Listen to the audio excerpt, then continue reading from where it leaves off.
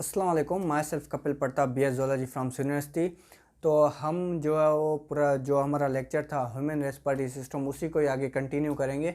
तो लास्ट में हमने जो है वो लंग्स के बारे में पढ़ा था, उसके बाद जो एयर पाथवे रह गया था, तो इसी लेक्चर में हम एयर पाथवे की बात करेंगे। तो एयर पाथवे क्या है? बेसिकली जो एयर पाथवे वो जो है वो बेसिकली जो है वो ग्रुप ऑफ डक्ट्स है या ब्रीथिंग डक्ट्स जो है उनका जो एक मीन्स के मजमुआ, उसको जो हमने एयर पाथवे कंबाइनली जॉइंटली नाम दिया है एयर पाथवे। इसमें क्या होता है कि जो एक सिस्टम है पूरा डक्ट्स का, वो मिलके जो है वो एयर पाथवे बनाता है। तो उसमें जो है वो 3 डक्ट्स जो है उनका जो जिक्र किया गया है। एक जो ट्रेकिया है, जो बड़ी डक्ट होती है जो यहाँ पे दिख रहे हैं ये वाली, ठीक है। उसके बाद ये फर्दर जो ट्रेकिया है ये फर्दर आगे जाके डिवाइड होती है, और उससे जो छोटी डक्ट है उसमें जिसे हम ब्रोंकाई कहते हैं, और ब्रोंकाई जो है फर्दर जो आगे जाके डिवाइड होती है उनसे भी छोटी डक्ट्स में जिसे हम ब्रोंक्यूल्स कहते हैं, और ब्रोंक्यूल्स आगे जाके जो है ब्रोंक्यूल टर्मिनल्स, और फिर जो है वो एयर सेक्स जिसे हम एल्विलाई कहते हैं उसमें कन्वर्ट होती हैं। तो बात करेंगे कि इनमें क्या क्या मौजूद होता है। तो बेसिकली जो एयर है हम इन्वायरमेंट से लेते हैं, वो नॉस्ट्रिल के थ्रू जो है हमारी बॉडी में आती है। नॉस्ट्रिल में जो है वो स्मॉल हेयर्स मौजूद होते हैं जिनका काम क्या होता है, जो एयर हमारी बॉडी के अंदर आ रही होती है उसको जो है वो फ़िल्टर आउट करते हैं। उसमें जो डस्ट पार्टिकल्स होते हैं उनको जो है वो फ़िल्टर करती हैं। उसके बाद जो एयर आगे आती है नोज़ल चैम्बर में। नोज़ल चैम्बर में क्या मौजूद होता है? नोज़ल चैम्बर में जो है वो ब्लड कैपिलरीज मौजूद है बहुत सारी तादाद में।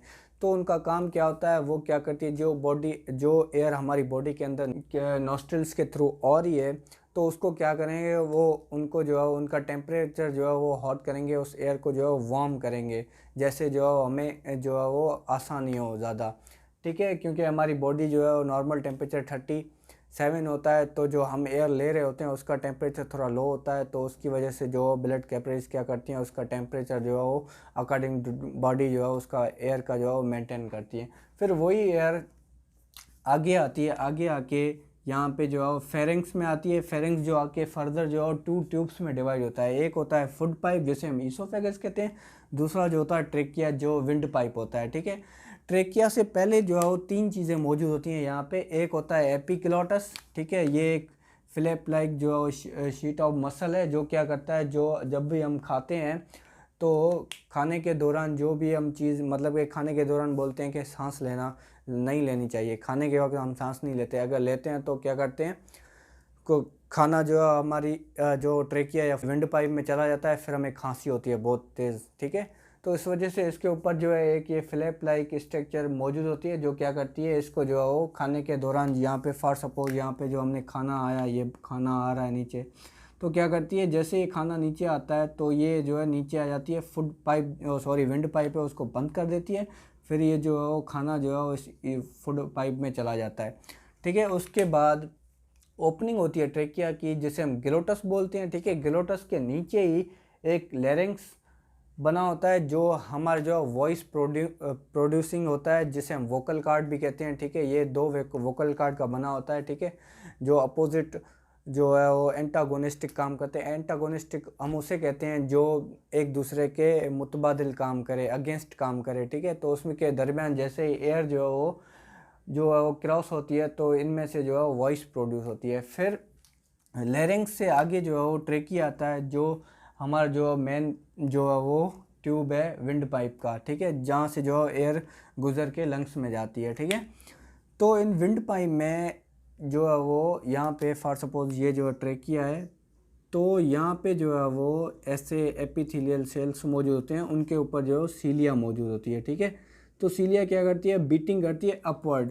तो जो भी एयर हम इस ट्रेकिया के अंदर आ रही है नीचे, तो इनके अंदर जो भी डस्ट पार्टिकल जो रह गए हैं, जिससे जो एयर ज़्यादा फिल्टर आउट, हेयर्स जो हमारे नाक में मौजूद हैं या नोज़ल में मौजूद हैं, वो उनको फ़िल्टर नहीं कर पाए, तो यहाँ पे जो ये सीलिया क्या करेंगे, उन डस्ट पार्टिकल्स को फर्दर जो है फ़िल्टर करके, जैसे क्लीन एयर जो है हमारी बॉडी के अंदर पहुँचे, मतलब के लंग्स के अंदर।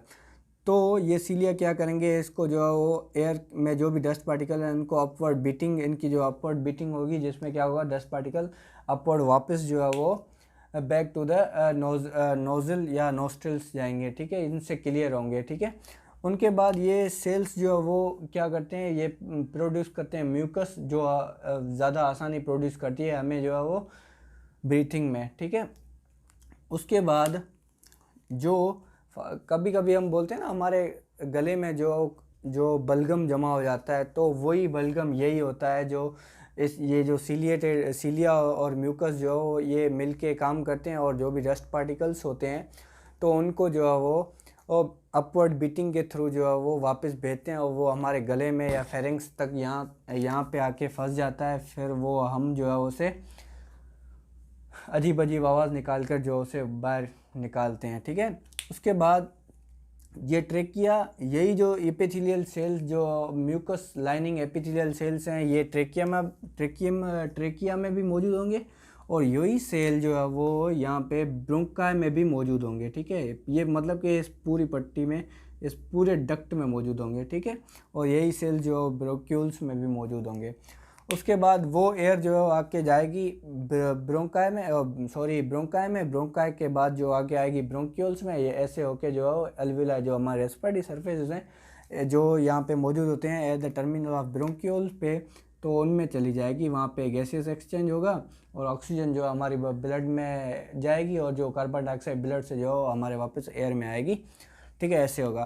तो ये ब्लू कलर में आप देख रहे हैं, ये जो है वो शी शेप कार्टिलेजिनस रिंग्स होती हैं, जो क्या करती हैं, ट्रेकिया को है जो है वो प्रोटेक्ट करती हैं।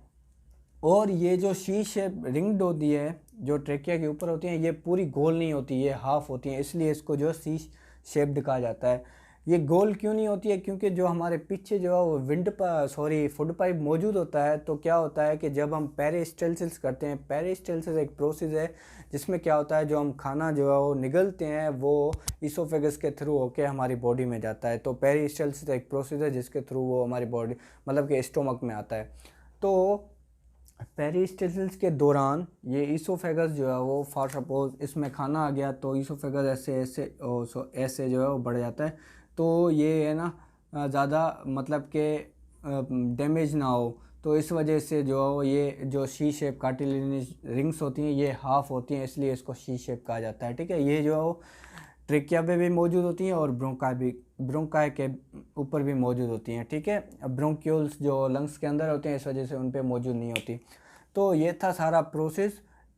एयर पाथवे ऐसे था, पहले जो एयर है हमारे वो नोस्ट्रिल से आती है नोज़ल चैम्बर में, नोज़ल चैम्बर के बाद फेरिंग्स में आती है, फेरिंग्स के बाद आगे आती है, आगे ट्रेकिया के थ्रू जो हमारे जो लंग्स के उनके तरफ चल जाती है, और ट्रेकिया से गुजरते हुए जो ब्रोंकाई के थ्रू जो लंग्स में आती है, लंग्स में आके जो एक जो हमारे रेस्पिरेटरी सर्फेसेस हैं वहाँ पर आके जो है वो ब्लड के साथ जो है वो गैसेस एक्सचेंज होता है, ठीक है। तो नोज़ल चैम्बर से लेकर नोज़ल चैम्बर या नोस्ट्रिल से लेकर जो ब्रोंक्यूल्स तक जो एयर आ रही है, इसे हम ब्रीथिंग कहते हैं, ठीक है। और हमने ये पहले ही डिस्कस किया था कि ह्यूमन रेस्पिरेटरी सिस्टम जो है या ह्यूमन रेस्पिरेशन है वो 3 स्टेज में बटा हुआ है, ब्रीथिंग, गैसेस एक्सचेंज और सेलुलर रेस्पिरेशन, ठीक है। तो नोस्ट्रिल से लेकर जो ब्रोंक्यूल्स तक जो एयर आ रही है ये पूरा जो है वो ब्रीथिंग का प्रोसेस है। और जो एयर ब्रोंक्यूल से मतलब कि जो एल्विला में आ रही है, एल्विला के बाद जो ब्लड मतलब कि ये ब्रोंक्यूल्स हैं, ये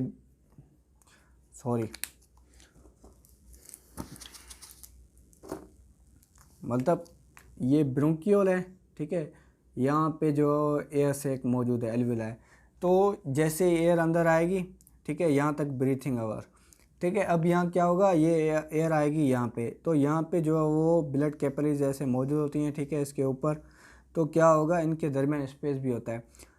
तो ये गैस जो है वो एक्सचेंज होगी। ये गैस जो ऑक्सीजन हमने एनवायरनमेंट से ली है वो क्या करेगी, जो ब्लड कैपिलरीज में जाएगी, ठीक है। और ब्लड कैपिलरीज से जो कार्बन डाइऑक्साइड निकलेगी वो जो एयर में जाएगी, ठीक है।